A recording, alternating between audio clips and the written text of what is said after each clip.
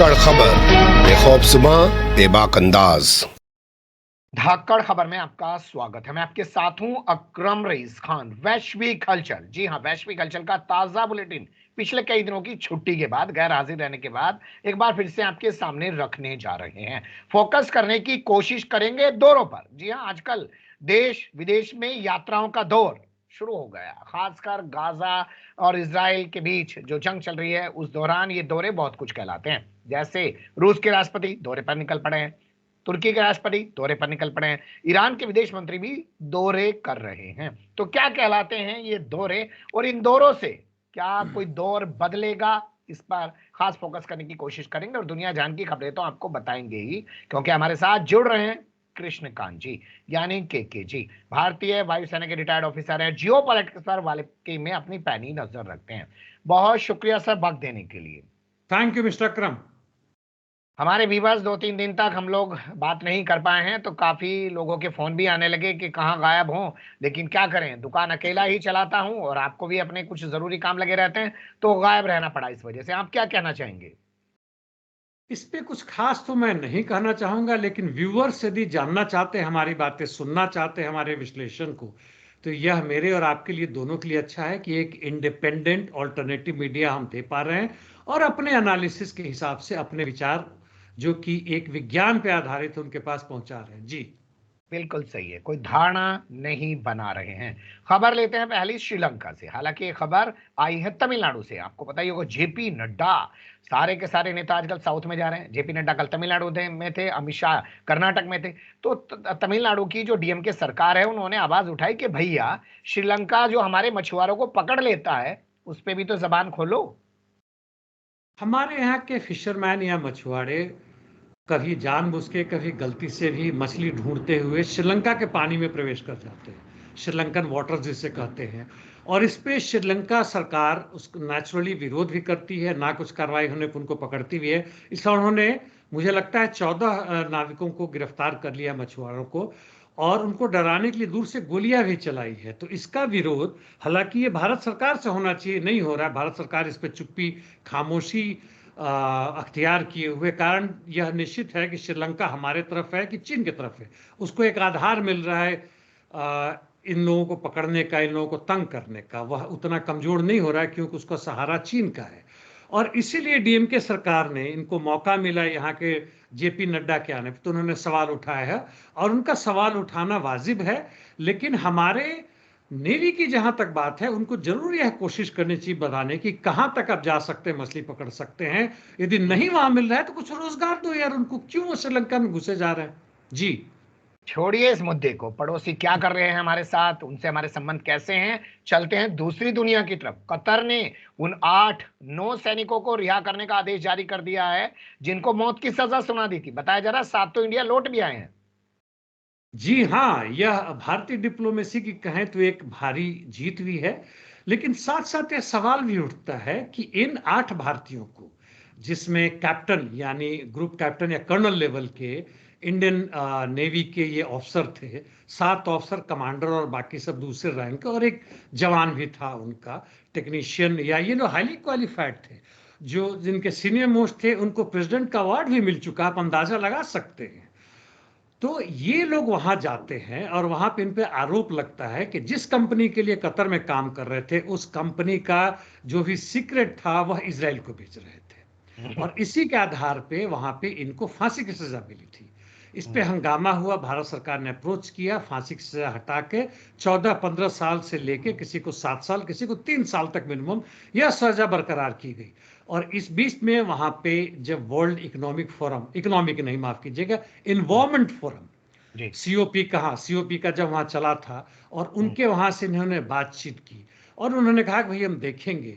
और इसके बाद से 1.5 महीने के अंदर में वो सारी सजाएं खत्म हो गई।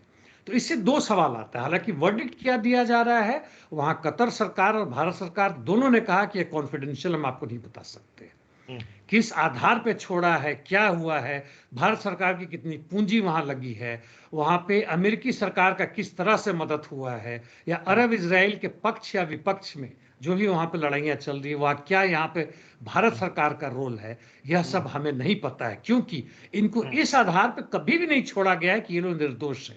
इसकी बात हम भूल जाए। आधार रहा है राजनीतिक, आर्थिक मुद्दा, अंतर्राष्ट्रीय मुद्दा जो वहां पे है। और यह भारतीयों के लिए, खासकर जो हमारे वेटरन्स हैं, बड़े बड़े रैंक से, बड़े बड़े पोस्ट से और बड़े बड़े इनको जो मेडल मिले हैं, इस पे ध्यान रखें कि कुछ लालच के लिए यह भारत सरकार के साथ गद्दारी नहीं, लेकिन जिसके लिए काम कर रहे हैं, जिससे पैसा ले रहे हैं, वहां से गद्दारी ना करें। जी बिल्कुल आप सही कह रहे हैं, लेकिन ईमान तो बचा नहीं है। क्या आप इसे ऐसे भी देख सकते हैं, क्योंकि कतर मध्यस्थता कर रहा है हमास और इजराइल के बीच, और अगर वो इजराइल की जासूसी करने के आरोप में इनको सजा दे देता तो वहां पे इसका असर देखने को मिलता, ये भी एक मुद्दा हो सकता है। बिल्कुल हो सकता है। इसमें कई तरह के मुद्दे हैं। इसमें अमेरिका भी है, कतर तो है ही है, इजराइल का भी है। इसमें रशिया की तरफ से कुछ आया कि नहीं आया कहना मुश्किल है, क्योंकि दूसरे पक्ष में जाते हैं।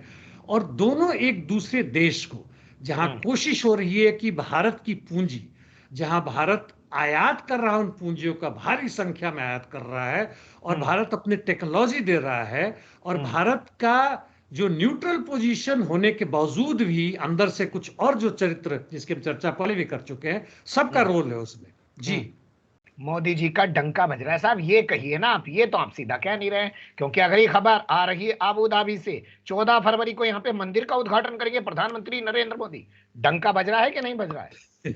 डंका तो बज रहा है। और जहां तक जनता की बात है, पूरे विश्व में, खासकर भारत में, अब रोजी रोटी की बात खत्म हुई, मंदिर की बात है, केवल देश में नहीं विदेश में भी। इस पे खर्च की बात करूं तो जहां तक 17 एकड़ है, वहां के जो भी राजा हैं या जो भी उन वहां के जो यूएई यानी यानी एमिरात या एमिरेट जो हैं, उन्होंने 17 एकड़ फ्री में दिया है, लेकिन उसके ऊपर 400 मिलियन यूएई दिरान लगा है। और एक दिरान जो है वह तकरीबन 22 रुपया के बराबर में है, यानी 8800 मिलियन इतने मतलब रुपये हमारे खर्च हुए। किसने दिया है? क्या कारण है इसका?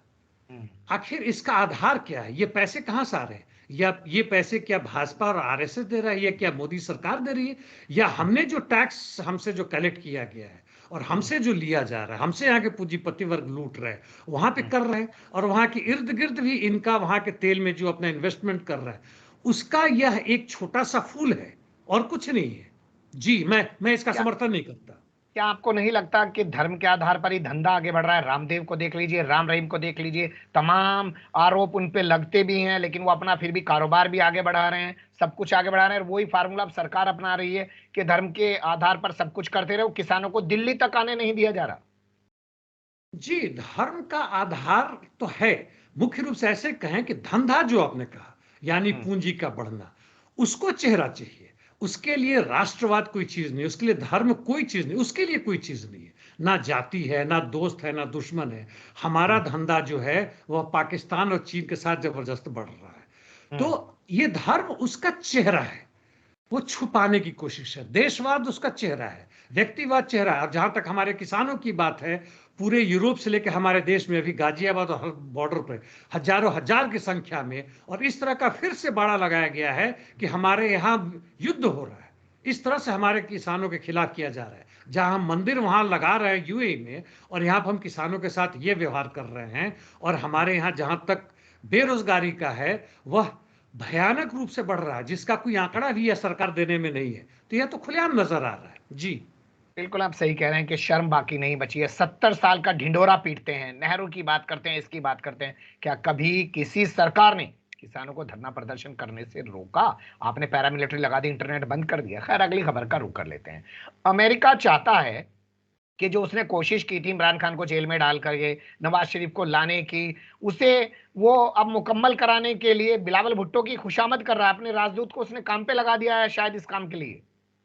तथाकथित रूप से तृतीय विश्व के देश यानी थर्ड वर्ल्ड के कंट्री, उनके इंडिपेंडेंस का क्या मतलब है तो खुलेआम दिख रहा है। अमेरिका किस तरह से हस्तक्षेप करे तो ओपनली है कि उसके राजदूत यहाँ के विपक्ष के नेता से मिल रहे हैं और कह रहे हैं कि इनके साथ तुम सरकार बना लो, यानी नवाज शरीफ का जो भी है और भुट्टो का जो है दोनों मिलके बना लो। नवाज शरीफ को किस हालत में उनके ऊपर केस चल रहा था, रातों रात केस खत्म, वैसे ही उसी तरह का करिश्मा हुआ जैसे यूए में हमारे सैनिकों के खिलाफ हुआ है ना। या हमारे यहाँ भी कई अचानक जो केस कतर है में हमारे सैनिकों के साथ हुआ, कतर में। कतर में, जी कतर में, सॉरी, हाँ वहां पे हुआ। तो यह तो मतलब दिख रहा है साफ साफ कि किस तरह से हमारे यहाँ का, यदि थोड़ा सा और भटकूं तो हमारे इराक में जो वहां के सद्दाम हुसैन को फांसी की सजा दी गई थी, जिस जज ने फांसी की सजा दी थी उसको अमेरिका बुलाया गया था, 6 महीना उससे पढ़ाया गया था कि किस तरह से तुम फांसी की सजा दो। इससे भयानक चीज यदि जनता को नहीं नजर आ रही, उसको अमेरिका के राष्ट्रपति या अमेरिकी प्रजातंत्र बड़ा बढ़िया दिख रहा है, पाकिस्तानी जनता को नजर नहीं आ रहा है, तो वह साफ लग रहा है। और जो पाकिस्तान का जो मुख्य रूप से जो इमरान खान, जो जिसकी पार्टी पूरे तरह से बहुमत में एक तरह से आई है, उसको तुमने तोड़ दिया, उसको तुम सरकार नहीं बनाने दे रहे हो। तो मैं फिर से एक लाइन यही कहूंगा कि जहां तक जनता की बात है, वोट देने का अधिकार तुम्हारा है, लेकिन उसके बाद गिनने का, उसका इस्तेमाल करने का अधिकार तुम्हारे पूंजीपतियों का है और उसके ऊपर अमेरिका है। जी, क्षेत्रीय एतबार से पाकिस्तान अमेरिका के लिए कितना महत्वपूर्ण है, और क्या चाइना से टक्कर लेने के लिए पाकिस्तान अमेरिका के साथ रहना बेहद जरूरी है? इस पे काफी संघर्ष चलेगा। अमेरिका भी समझता है कि पाकिस्तान का चीन के साथ जो संबंध है 1947 के बाद से ही, वो बड़ा जबरदस्त है। और चीन ने जिस तरह से पाकिस्तान को मदद की है, भले ही उसका भी पूंजी लगता है तो वह मुनाफा वहां से कमाता है, लेकिन उसकी तुलना यदि अमेरिका से करें तो अमेरिकी साम्राज्यवाद सेकेंड वर्ल्ड वॉर के बाद से एक आतंकी देश के रूप में काम कर रहा है। क्या पाकिस्तान की जनता और या पाकिस्तान के जो हुक्मरान है वह परमानेंटली चीन को डंप करने के लिए तैयार है? मुझे ऐसा नहीं नजर आता है। इसके लिए वहां के सेना में भी विद्रोह हो सकता है, विपक्ष का, और इमरान खान की अभी काफी ताकत बनती, इमरान खान हो ना हो, और जनता भी इसके लिए संभवतः नहीं तैयार होगी। लेकिन जहां तक उसका पोजीशन है वह बड़ा ही इंपॉर्टेंट है, केवल भारत के खिलाफ एक इक्वेशन के रूप में नहीं, बल्कि चीन के घेराबंदी करने के लिए साउथ एशिया में बहुत ही स्ट्रेटेजिक इंपॉर्टेंस है उसका। जी, चलिए अब चलते हैं, रक्षा मंत्री जो लॉयड ऑस्टिन है, मोटा भाई, वो बीमार बार बार पड़ जा रहा है। इस बार वो हॉस्पिटल गया, लेकिन उसने बता के जानकारी दी है कि बीमार है और डिप्टी को चार्ज दे दिया है। जी हाँ, इस बार इसलिए करना पड़ा कि पिछली बार काफी हंगामा हुआ था उनके गायब रहने पे, और बीमारी क्या है, कैसे है, वह पूरा खुलेआम नहीं नजर आ रहा है, उसको भी छुपाने की कोशिश हो रही है। लेकिन लगता है कि वो ज्यादा दिन तक रक्षा मंत्री नहीं रहेंगे, वैसे देखने की बात है। जी, इससे अधिक मैं क्या कहूँ इस पे। क्या यूक्रेन और इजराइल से जो फलस्तीन की जंग चल रही है उस वजह से ज्यादा टेंशन की वजह से तो कोई दिक्कत नहीं होगी ना मोटा भाई को? टेंशन तो है, टेंशन इसमें संदेह नहीं है। टेंशन बाइडेन को भी है, इनको भी है, उनके पूरे पार्टी को है, पूरे अमेरिका को है, विपक्ष में भी है, और पूरे वर्ल्ड ओवर में है। और ये लोग जो चाहते हैं, खासकर बाइडेन और उनकी पार्टी जो चाहते हैं केवल यूक्रेन इनेबल की इजराइल में, जिस दिशा में वो चाहते थे वह बिल्कुल नहीं आ रहा है। और इनका जो फॉरेन पॉलिसी, फॉरेन मिलिट्री जो भी इनका है, केवल इसको छोड़ दें कि इनका मिलिट्री इंडस्ट्रियल कॉम्प्लेक्स जो है उसका मुनाफा बढ़ रहा है, इसके अलावा इनका कुछ भी नहीं हो रहा है। जी, बिल्कुल आप सही कह रहे हैं। पूरे अमेरिका में बाइडेन की मजाक उड़ रही है, बात करते करते भूल जाते हैं क्या बात करते जा रहे हैं या किस चीज पर बोल रहे थे। खैर, अमेरिका से खबर आई है ह्यूस्टन से, वहां पे चर्च में एक महिला घुस गई, गोली चला दी, 2 को घायल कर दिया, पुलिस ने महिला को ढेर कर दिया। जी हाँ, पूरा रिपोर्ट अभी तक नहीं आया है। जनरली वहाँ गन कल्चर तो है, उसमें जनरली यूथ्स आते हैं, महिला के इस तरह आना पहली बार है। और जिस लड़के पर उन्होंने गोली चलाई थी उनके साथ क्या संबंध है, यह महिला कौन थी, इनका मोटिव क्या था, क्यों मारना चाहती थी। लड़का गंभीर रूप से घायल है, एक और घायल हो गया है, और पुलिस ने बताने से भी इनकार कर दिया है, वो खोजबीन कर रही है। लेकिन उस मौके पर पुलिस इस औरत को रोक सकते थे या कुछ गोली से घायल कर सकते थे, लेकिन उन्होंने कहा कि हमें डर था कि बॉम्ब है। और इस गन कल्चर का दूसरा नतीजा यह है कि अमेरिका के पुलिस जो है, जिस रूप में भी है, जिन्होंने वहां के काले लोगों को ही मारा है, उसके गर्दन पे भी चढ़ के मारा है लॉयड को, और बड़ा हंगामा हुआ उसके बाद से, उनका कल्चर बन रहा है कि जो विपक्ष आ रहा है, 1% चांस नहीं लेना है, उसको गोली मार दो। और इसी चक्कर में उन्होंने उस औरत को भी गोली मार दी है। जी, बिल्कुल आप सही कह रहे हैं। खबर है मुंबई से, यहाँ पे अमेरिका का जो वाणिज्य दूतावास है उसको उड़ाने की धमकी दी गई है। इससे पहले आप जानते ही हैं इजराइल के को उड़ाने की धमकी दी गई थी। उससे पहले दिल्ली में इजराइल का जो दूतावास है उसके बाहर कोई धमाका हो गया था, धुआं उड़ते हुए देखा गया था। ये सब खबरें क्या कहलाती हैं? ये सब कुछ सिरफिरे लोग हैं, यह प्लान्ड चीज नहीं है, क्योंकि इससे साफ है कि इस दूतावास के लोग भले ही डर जाए और वापस भाग जाए, है ना। जैसे इराक में अमेरिकी या वो नहीं, दूसरे यूरोपियन यूनियन की एक लेडी थी जो वहां पे थी, वो भाग ली वहां से कि रहने लायक नहीं है। हो सकता है वो भाग जाए, लेकिन वह कंट्री नहीं डरने वाला। अमेरिका इजराइल ये तैयार है उसके लिए कि उसके कुछ सैनिक, कुछ दूतावास के लोग बम से उड़ा दिया, तो उसके लिए तैयार है।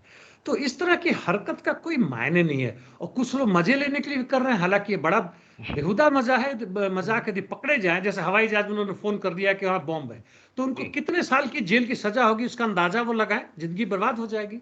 बिल्कुल सही। लेकिन उन्होंने अपनी जो है यात्रा पूरी करने और ताकि इतनी देर तक हवाई जहाज रुका रहे उस सब के लिए वो किया था। बिहार के एक शख्स का एक किस्सा है। खैर अब बात करते हैं कि शिकागो में हैदराबाद के छात्र पर हमला किया गया, लूट का मामला बताया गया, और अब खबर आ रही है वाशिंगटन में एक रेस्टोरेंट के बाहर एक भारतीय की हत्या कर दी गई है। तो ये भारतीयों पे जो वहां हमले हो रहे हैं अमेरिका में, संयोग है क्या? ये अभी तक संयोग है, यह एंटी इंडियन अभी मुहिम नहीं चल रहा है। जो पहले कुछ समय था, वहां पे भारतीयों को भगाने की कोशिश की जा रही थी, और कहा गया था कि भाई इन्हीं के कारण हमारी नौकरी जा रही है। हर देश की सरकार करती है, यहां भी सरकार करती है कि जो रोहिंग्या आ गए उनके कारण नौकरी जा रही है, जो कुछ मिला के आधा लाख भी नहीं है बेचारे। तो यह वहां के तमाशा, लेकिन उससे कारण नहीं है। वहां के बढ़ते बेरोजगारी, गन कल्चर का नतीजा है कि ये लोग अब लूट पार में, राहजनी में ये शामिल हो रहे हैं। और हमारे पास भारतीयों की खबर आ रही है। वैसे इतना बताना काफी है कि वहां की बेरोजगारी नहीं, होमलेसनेस भी बहुत बेहतर बढ़ रहा है, तरीके से बढ़ रहा है। अच्छे खासे लोग भी गरीब हो रहे हैं। और जहां तक लूटपाट की, और हमने औरत की भी बातें की, यह घटनाएं बड़ी तेजी से बढ़ रही है अमेरिका में। जी। फिनलैंड में जो प्रधानमंत्री बने हैं उनको सेंट्रल जो है, या यूं कहूं कि मध्य दक्षिणपंथी क्यों कहा जा रहा है? देखिए, जहां तक मेरी समझ है, दक्षिणपंथी वो हुआ जो कि जनता के लिए नहीं, आम जनता के लिए नहीं, मेहनत कश के लिए नहीं है। वामपंथी वो है जो कि जनता के लिए है, मेहनत कश के लिए है। और वह अपना पॉलिटिक्स विज्ञान पर आधारित करते हैं, ना कि धर्म, जाति या रंग भेद पे करते हैं। तो मध्य दक्षिणपंथी ये सब तमाशा है। ध्रुव दक्षिणपंथी या घोर दक्षिणपंथी, है ना, या सेंटर से लेफ्ट में आ गए, यह बेसिकली वही है, थोड़ा इधर उधर भटके हुए लोग हैं। और इसको मैं इस तरह कहूं कि ये लोग सोशल डेमोक्रेट्स हैं, दिखाने का तमाशा करते हैं। और यह लोग आधार हैं। यदि वामपंथ बढ़ने लग जाए तो ये लोग सारे के सारे मिलकर इकट्ठे हो जाएंगे और घोर दक्षिणपंथी बनेंगे। उनका वही मतलब है कि भाई, अब फ्रांस के जो राष्ट्रपति हैं वो सेंट्रलिस्ट हैं, यानी आधा जनता के लिए और आधा पूंजीपति के लिए। ये सब मजाक की बात है। हाँ, इनकी जीत हुई है, वह कोई खुशी की बात हमारे लिए नहीं है, क्योंकि जनता अभी अपने ही विरोधियों को जिता रही है, और दुनिया में इस तरह बढ़ रहे हैं जैसे भारत में भी है। जी, चलिए खतरनाक अगली है। खबर का रुख कर लेते हैं जो हमारे पास आ रही है, इजराइल से जुड़ी हुई। इजराइल विरोधी बताया गया डच के पूर्व राष्ट्रपति को। उन्होंने अपनी पत्नी के साथ इतना इच्छा मृत्यु कर ली है, आत्महत्या कर ली है, सुसाइड कर लिया है। ये सुसाइड नहीं है, जहां तक इच्छा मृत्यु की बात है, यह कई देशों में लीगली मतलब मान्य हो गया है। वैसे स्थिति में जबकि इस तरह की बीमारी हो गई कि अब आप जीने लायक नहीं है, बड़ा ही कष्टदायक है, उसमें आप चाहते हैं, कोर्ट में आप अपील करते हैं कि भाई मुझे मरने दिया जाए, इंजेक्शन दे के, जहर का कुछ करके, ताकि उनको खत्म किया जाए। ये लोग 90 साल से ऊपर हो चुके थे, 70 साल की शादी हो चुकी थी, 77 से 82 तक में 5 साल के लिए वहाँ के राष्ट्रपति भी थे। और इन्होंने कहा कि भाई, और इनको ब्रेन स्ट्रोक हुआ था 1-1.5 साल पहले, तो अब हम जीने लायक नहीं रह गए, इस बुरी हालत में क्यों रहने दिया जाए। और इसको मान लिया गया था और इनको इच्छा मृत्यु दी गई थी। यह मानवता के लिए एक नई चीज है, एक नया कहे कि चैलेंज है कि भाई, उम्र बढ़ाने की कोशिश तो हो रही है, लेकिन उम्र बढ़ने के बाद से बुढ़ापा का जो कष्ट है उसको कैसे कम किया जाए। जी। खबर सोमालिया से है, और सोमालिया में यूएई के और बहरीन के फौजियों को मार दिया गया है। क्यों? ये सोमालिया में जो एक्सट्रीमिस्ट है, इस्लामिक जिहादीज वगैरह हैं, उनमें कुछ लोगों ने आत्मसमर्पण किया था और सोमालिया के गवर्नमेंट ने कहा था कि ये कुछ अच्छे लोग हैं, उनको वापस लिया था। उसमें उसको ट्रेनिंग भी दे रहे थे। उसको ट्रेनिंग देने के लिए यूएई के ऑफिसर थे। अब यूएई के ऑफिसर यहाँ क्यों आ रहे हैं वो अलग बात है, लेकिन वह जो बंदा था, वह इंसान था, वो अंदर से उसने आइडिया नहीं छोड़ा था।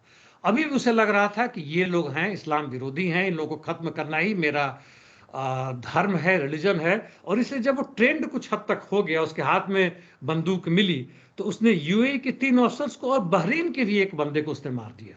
खुद घायल स्थिति में है, चूंकि उसका जब वहां के सेना ने उस पर गोलियां चलाई, अस्पताल में है। लेकिन ये स्थिति है, बदलना, यहां से बदलना, यदि वह या तो पागल हो गया या भक्त हो गया, बहुत डिफिकल्ट है, आसान चीज नहीं है। जी बिल्कुल सही कह रहे हैं। अब खबर चलते हैं डोनाल्ड ट्रंप को तरफ लेकर। उन्होंने एक बयान दिया कि भैया ठीक है, अगर यूक्रेन और इजराइल की मदद करनी है करो, लेकिन कर्जे के तौर पर करो, बाद में उनसे वापस मांगो, क्योंकि जब वक्त पड़ता है तो ये अमेरिका को कुत्ते की तरह छोड़ देते हैं। जी हाँ, एक तरह से सही कहा। हालांकि इस पे बाइडेन ने कड़ी प्रतिक्रिया की है कि भाई इस तरह क्यों कहा है। और ट्रंप ने इतना ही नहीं कहा है, मैं इस पे आता हूं, बल्कि यह भी कहा है कि जहां तक रूस है वह नेटो पर आक्रमण करे तो अच्छी बात है, और मैं यदि राष्ट्रपति बनता हूं तो मैं नेटो को नहीं मदद करूंगा, उनको जो खुद करना है करे। आखिर ये पैसे देने की बात है। तो ये बाइडेन ने भी कहा था, कुत्ता वगैरह शब्द नहीं इस्तेमाल किया था, अभी कुछ 2 हफ्ते पहले की बात है। उन्होंने कहा था कि अमेरिका ने 120 बिलियन डॉलर दे रखा है यूक्रेन को युद्ध के लिए, जबकि पूरे यूरोप ने केवल 20 बिलियन डॉलर दिया है। यह गलत बात है। ये मतलब इनको लग रहा है, खटक रहा है कि हमने इतना पैसा दिया है, और उन्होंने, बाइडेन ने कहा था कोई रिटर्न नहीं आ रहा है। ट्रंप भी वही बात कर रहे हैं कि रिटर्न नहीं आ रहा है। ट्रंप ने आगे बात कर दी कि मान लीजिए वहां की सत्ता बदल जाती है, मान लीजिए पोलैंड को हमने इतना दिया, पोलैंड की सत्ता बदल गई, पोलैंड बोलता है तुम्हारी ऐसी की तैसी, हम तुम्हें कोई पैसा नहीं देने वाले। यूक्रेन हार गया, उसके सारे पैसे बुड़ गए। ये लोग व्यापारी हैं एक्चुअली, ये लोग जनता के लिए थोड़ी हैं। तो इस पे हंगामा हुआ। हालांकि इस दबाव के कारण पूरे यूरोपियन यूनियन ने 40 या 50 बिलियन डॉलर की है, 2028 तक देंगे, रुक रुक के देंगे। और उसमें भी कुछ ये शर्त लगाई है हंगरी के कारण। एक तो यह है कि उस पर इंटरेस्ट देना पड़ेगा यूक्रेन को। यूक्रेन कहां से देगा वो अलग बात है, उस पर यूक्रेन के लोग बहुत खुश, आने दो, बाद में कौन वापस करता है वो देखा जाएगा। तो ये सारी बातें हैं, और यह दिखाता है कि अब अमेरिका के वह पूंजीपति वर्ग जिनका वॉर इंडस्ट्री नहीं है, जिनका तेल का नहीं है, और जिनके पैसे जा रहे हैं, खासकर अमेरिकी जनता है, उनके जो हल्ला मचा रहे हैं कि भैया बाइडेन ने कहा था कि बहुत सारे लोन ले रखे स्टूडेंट ने, उनको मैं माफ कर दूंगा, आज तक पैसे नहीं माफ किए।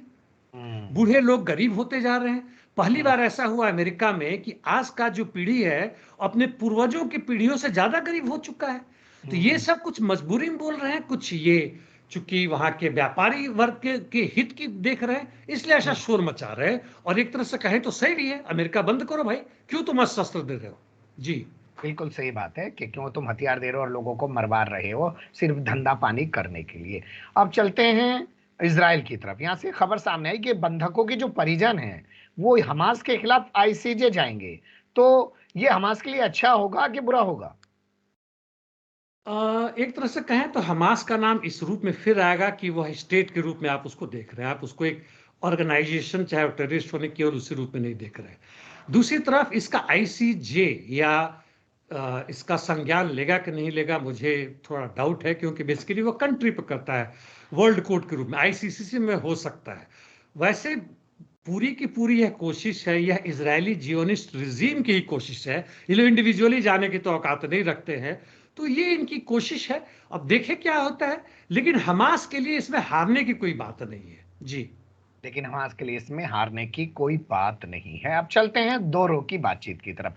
तुर्की के राष्ट्रपति जो है दौरे पे निकलने वाले हैं, वो पहुंचेंगे यूएई और उसके बाद जाएंगे मिस्र यानी कि इजिप्ट। ईरान के विदेश मंत्री जो है वो दौरे पे घूम रहे हैं, पहले लेबनान पहुंचे, अब सीरिया पहुंचे, फिर उसके बाद कहीं और भी जा सकते हैं। और रूस के राष्ट्रपति व्लादिमीर पुतिन भी दौरों पर निकलने वाले हैं। तो ये दौरों की पॉलिटिक्स क्या कहलाती है?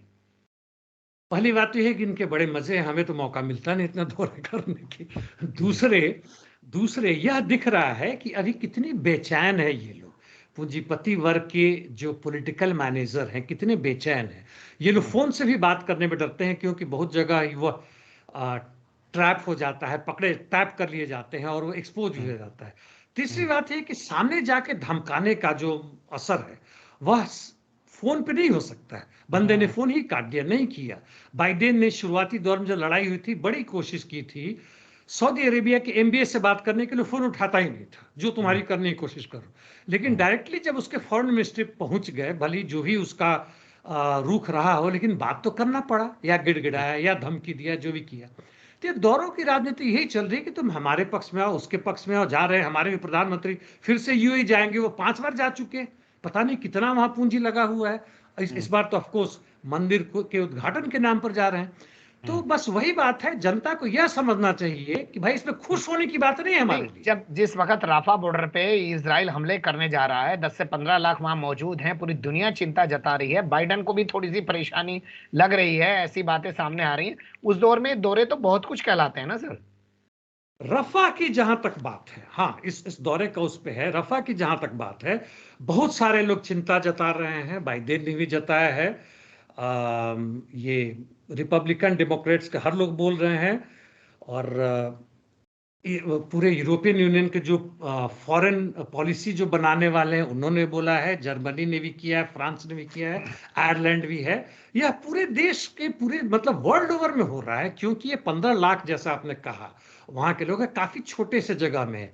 इजिप्ट ने तो यहां तक भी कहा है कि इससे बुरा कुछ नहीं होगा और इसके जो नतीजे होंगे इजराइल को भुगतना पड़ेगा, लेकिन इजिप्ट क्या करेगा मुझे नहीं पता।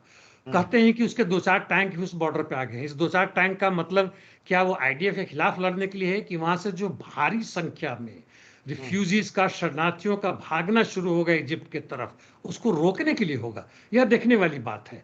तो रफा की जहां तक बात है, यह जनसंहार का यह अगला चरण होगा, जिसमें अभी ही करीब 1000 लोग मारे जा चुके हैं। अभी इजरायली सेना ने जिस तरह से वहां बमबारी की है, 1000 लोग को मार चुका है। और यदि सही में उसके अटैक शुरू हो गए तो 40-50 हजार कहीं भी नहीं गए। अभी कहने के लिए 27-28 हजार है, 50 हजार तो ही मारेंगे भगदड़ में। और जो उसके जो कोलैटरल डैमेज होगा उसमें, इस नाम पर कि हमास के कुछ लोग छुपे हुए, तो यह एक भारी संकट आ रहा है। और यह धीरे बड़ा एक लाइन ये बताऊं कि हमास के कारण ना सही, लेकिन इस पर्टिकुलर जगह में छोटे से जो क्रॉसिंग कहते हैं, रफा क्रॉसिंग, उसमें यदि अटैक हुआ तो हो सकता है मिडिल ईस्ट पूरा भड़क जाए फिर से। जी, तो क्या इसी वजह से तुर्की के राष्ट्रपति दौरे पर निकल पड़े हैं, ईरान के विदेश मंत्री दौरे पे हैं और रूस के राष्ट्रपति भी निकल पड़े हैं? रूस के राष्ट्रपति का निकलना इसमें जरूरी नहीं था, कुछ और भी कारण होगा, वो अपने यूक्रेन से कर रहे हैं। रूस का जहां तक है, नॉर्थ कोरिया जाना एक बात समझ में आता है, उनके फॉरेन मिनिस्टर जनरली ये सब काम करते हैं, उसके डिफेंस मिनिस्टर भी ज्यादा नहीं पड़ते, डिफेंस मिनिस्टर अपने लगे हुए। लेकिन इन लोगों का निश्चित रूप से उसमें हाथ है, और पूरी कोशिश हो रही है उनकी कि किसी भी तरह से या तो नेतान्याहू को दरकिनार किया जाए या उनको दबाया जाए, क्योंकि नेतान्याहू बड़ा ही एक क्रिमिनल माइंडेड आदमी है। वो साधारण नहीं, हालांकि क्रिमिनल माइंडेड ये सारे भी हैं, लेकिन यह बड़ा ही क्रिमिनल माइंडेड आदमी है, अपराधी है ही है। और इसके अलावा ये मतलब इसको कोई भी झिझक नहीं कि 3 लोगों को मरवा दो। किसी भी तरह से वो चाहता है कि 2 स्टेट नेशन, यानी फिलिस्तीन को राज्य का दर्जा देने की बात को खत्म किया जाए, और इस पर वो टिका हुआ है। यदि इस पर मान लिया जाए तो वह तुरंत युद्ध रोक देगा। वैसे इतना ही बता दूं कि इसी से सटे हुए खान यूनिस में हमास ने फिर से वहां पर रेड किया इजरायली के खिलाफ, 1 दर्जन से अधिक इजरायली सैनिकों को मार दिया है, और जो भी ये थोड़ा मोड़ा घुसे थे काफी तेजी से बाकी लोग भागे। जी, जी हाँ, एक और ये भी खबरें आ रही हैं कि उत्तरी गाजा जो ये छोड़ के आई है आईडीएफ, वहां पे फिर से एक बार लोग लौटने लगे हैं, हमास भी लौटने लगा है। लेकिन अब राफा में क्या तांडव मचाएगा इजराइल, और क्या ये जो लोग दौरे कर रहे हैं और उधर बाइडन बाबा जो फोन घुमा रहे हैं, उससे कुछ जिंदगियां बच पाएंगी, या सब खाना पूर्ति चल रही है, सब लोग उछल कूद मचा रहे हैं सिर्फ बंदर की तरह कि भाई कुछ तो कर ही रहे हैं। बहुत शुक्रिया, आपने वक्त दिया। फिर आपके साथ किसी और मुद्दे पर जुड़ने की कोशिश करेंगे। धन्यवाद। Thank you mister Akram.